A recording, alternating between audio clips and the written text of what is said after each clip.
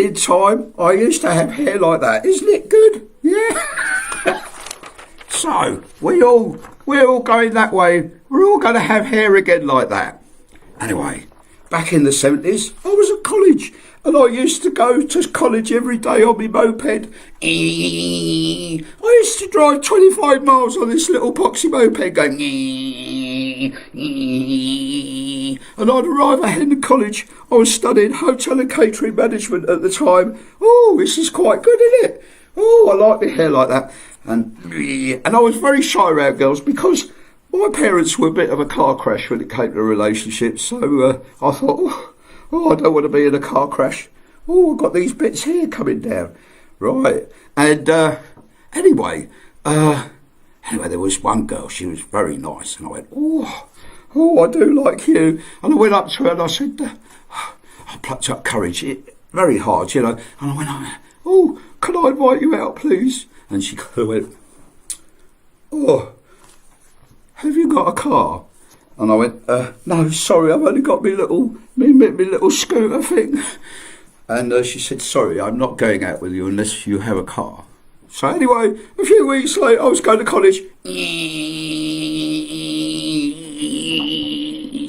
And I arrived at the college and I saw this Rolls Royce. And who did I see getting out of the Rolls Royce? But this girl. Yeah, never mind, Bern. There are always better girls in the city, aren't there? Maybe she wasn't worth it. Maybe, oh well, that's the sort of thing she wants. Well, that's it. Anyway, I was just this poor little spotty-faced kid. Hello, Paula, help me. Do you like my hair, Paula? Yeah, anyway, there we go.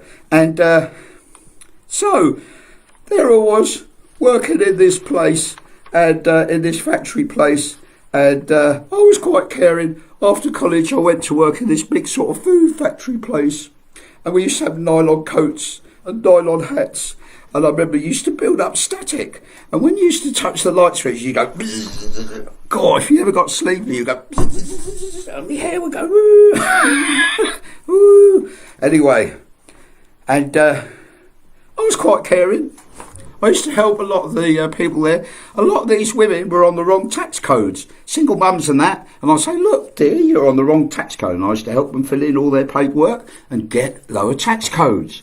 And the firm were quite impressed the way I was so quite caring. And, they used to say they made me welfare officer. Yeah, and I was appalled, really. I couldn't understand why all these really hard women who do quite skillful jobs were on less pay than the men, and men who were sweeping up and things like that. I just didn't understand it. And so I used to say, there's a union meeting coming up. So I used to go, oh, you should go to the union meeting, go, why don't you go to the union meeting? And they all say, oh no, I ain't got time for that. Oh no, I'm not good enough to go to the union meeting. I've got to go home and cook for my husband. There were hard work. All the staff that I was in charge of were women, and they were quite hard. They were quite hard to manage because they saw their job as secondary. They saw their first job as looking after their husband and their children. So anything happened to little Jimmy, I've got to take the time off. So I'd always be like trying to cover. And then when it came to holidays, they all had to have the holiday at the same time because their husbands told them. All their husbands worked in a local factory where they all shut. And so I had real trouble covering the staff because I went, they all saw themselves as secondary. Well, isn't that frustrating? Yeah. And there was this very dangerous woman who used to go around in that place. She was a supervisor lady. And you see, this is how we used to look. And she used to come and touch men in the lunchbox area. Here. I mean, how shocking is that? A woman going up to a bloke like me and trying to stroke me there. I mean, bloody hell. And then later I worked for a different company. And I remember they were very generous at Christmas. They gave us all a special Christmas dinner and we went round there. And I had the honour of sitting next to the managing director of the company, and I was only about 20-something, and I was very nervous, and I was sitting there, and I was watching my P's and Q's and go, oh yes, managing director, oh yeah, I'm very good. And I was quite nervous, and then suddenly this foot appeared in my crotch. This foot, and it was a stocking foot, it was a lady's foot, was rubbing me genitals, me lunchbox. She was rubbing me cranbrook, and I went back, I kind of rushed back, and I kind of went back like that, and oh my God, I thought, bloody hell, I didn't know what to do. I was like frozen. Why couldn't she just sort of talk to me or something? I couldn't even tell which woman it was. I was shocked. And then this woman had this sort of funny grin on her. Can you imagine a woman behaving like that? And then back in the 70s, they used to have women, they used to put them in, herd them in, cram them, no social distancing. They cram them all together, and they used to get high on the Chemex. And they used to have, like, typing away on these old-fashioned typewriters in the typing ball. And then a light would go, bzz, bzz, bzz, a buzzer would go, and it was take the biscuits in and tea. Your turn, Doris, to make the tea for Mr. Brown. Why can't Mr. Brown make his own bloody tea? That's what I'm saying. And all these posh women, what were they doing? They were learning to balance books on their heads like that. They were going to finishing school, and they were learning how to walk with refinement and appropriate wiggle. Bloody hell! Can't they be using the books for better things? And then what are these 1950s women doing? They're being brainwashed into thinking they're having all their self-confidence being sucked out of them. That's why it was a man's ingenious idea that they should all be permed, have their hair permed, and think that that was really important. Do you think, Uncle Albert, that men care about women's perms? No, they couldn't give a thing. And now, for a nice little joke, what do you call a load of women at a singles nightclub? Married. And I remember years and years, I used to go to these meetings when I was a probation officer. Yeah, I used to be a probation officer. And we used to like having weekly meetings. So we used to love having meetings. And I used to call them the practical alternative to work, Uncle Albert and Auntie Edna. Yes, hours and hours in team meetings. And they're often dominated by the sound of a man going warbling. Wah, wah, wah,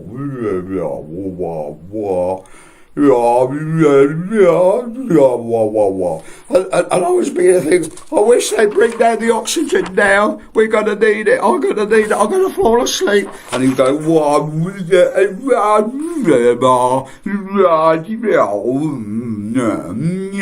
and there was a woman over there, and I knew she had bigger brains, and I knew she was a young lady with lots of intelligence and had more knowledge on the subject. And I go, Judy, and then she go, and she didn't want to talk. And then there was another lady over there who was absolutely fabulous at her job, and she was so good, but she never used to speak during the meetings. Oh, did I get frustrated? All these women were sitting there, and they used to let this man go on and on. He loved the sound of his own voice. I don't think what he said made any sense. Oh dear. And these women never used to contribute in the meetings because they thought they were inferior because they're women. For Christ's sake, why didn't they talk? Anyway, here's a lovely discussion. Can you imagine? Yes, the man says, women are a mystery. The woman says, here's what we are. But the man says, literally, what do they want? And the woman says, well, for a start, I guess that we shall never know. In other words, men always interrupt, don't they? They don't listen, do we? What do you call a world with no men? A world with little or no crime and a lot of very rather nice, fat, happy women. So, what are the learning points since this virus outbreak? Well, Bernie's Nostalgia Club, that's me, I'm the one-man club, and it's saying that we need to be kinder and more supportive towards each other. Can you see that, everybody? We need to be kinder and more supportive to each other.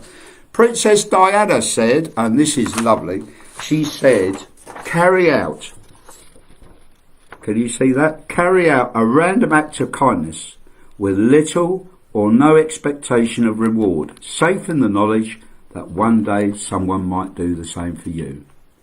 Isn't that lovely? I think that's beautiful, isn't it? Now, one of the most outrageous things I thought was at the beginning, all this stampeding and hoarding of loo paper and all the food, and all these people, I had to put green on their faces. And little did we know, they were all spreading the germs at the time, weren't they? They were terrible. You know, and we stopped going to football, and they banned football, they banned going to the cinema and things like that.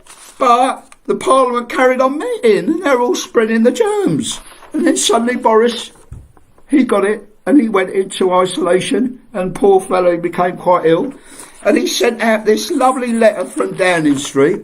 I thought it was quite good. Did you get it? I thought it was good. We all got a letter like that. But a lot of people wouldn't open it. They were frightened. They thought it might have the lurgy on it. And then our health minister, he got it, Mr. Hancock.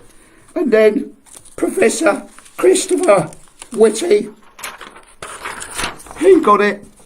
He's our health chief medical officer.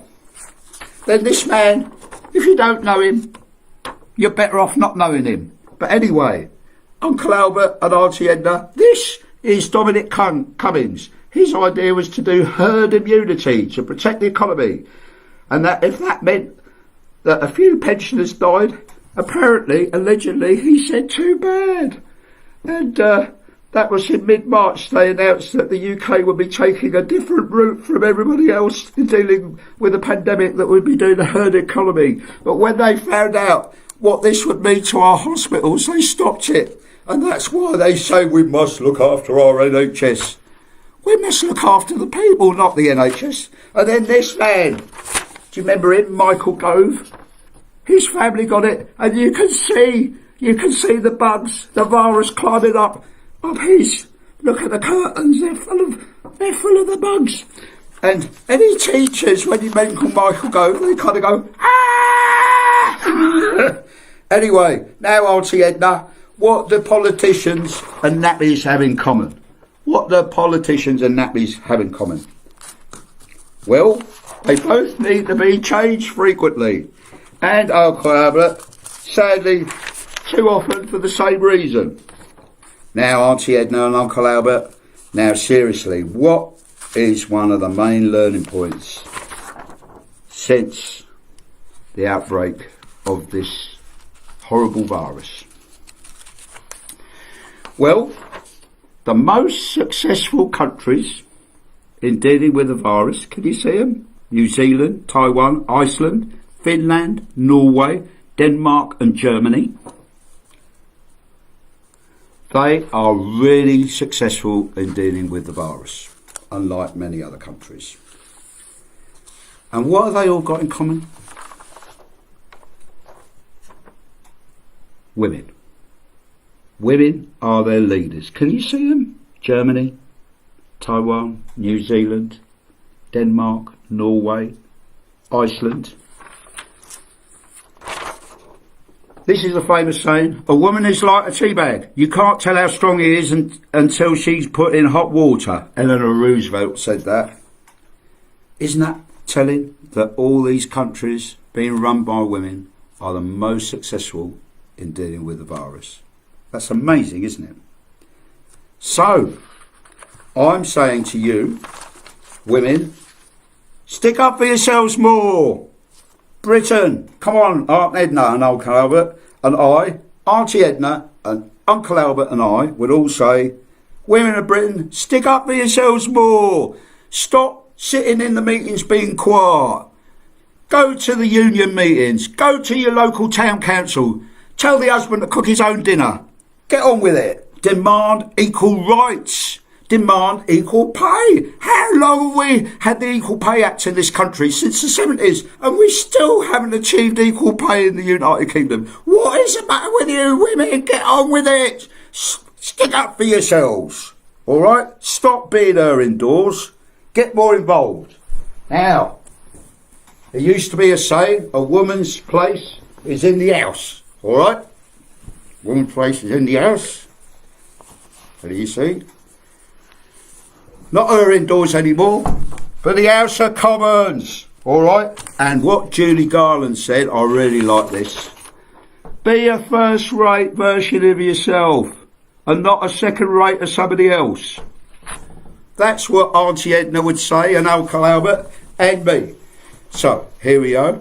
This is my big talk for today, and my frustration is you women take over this bloody country, please. On your messes, start getting involved. All right? Please. Cheerio, everybody. Cheerio. I hope you enjoyed it. I hope you found this informative. Do follow me on Facebook. Do please follow me on YouTube. Best wishes. Keep smiling, everybody. We're going to be out of this soon. And keep positive. All right? And for God's sake, women, stop being so shy and be more self-confident. All right? Believe in yourselves. You are just as important as the fellas. All right? If not more so. Your values are brilliant. I don't care what side of politics you are, but your values are good. All right? Cheerio, everyone. Bye-bye. Thank you for watching. Bye-bye. How do I switch this off?